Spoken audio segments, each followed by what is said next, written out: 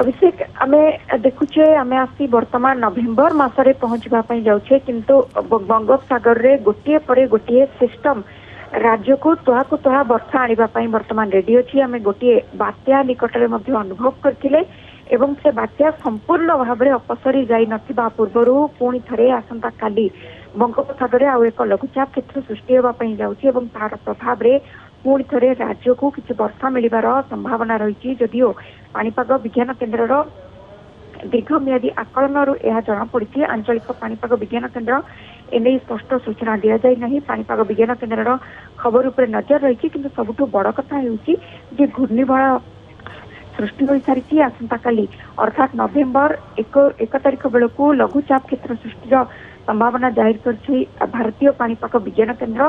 किंतु यह केउटी सृष्टि होउछि यार गतिपथ केउ आड़ को जाउछि एवं यह केते घनीभूत हबो ता उपरे वर्तमान आईएमडी संपूर्ण भाव में नजर रखिछि।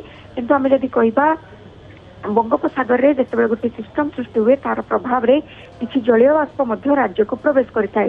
तार प्रभाव रे घड़घड़ी बिजुली जनित राज्य को वर्षा मध्य होइथाय। से नै वर्षा को नै मध्य आगुआ आकलन करछि पाणीपाग विज्ञान केन्द्र।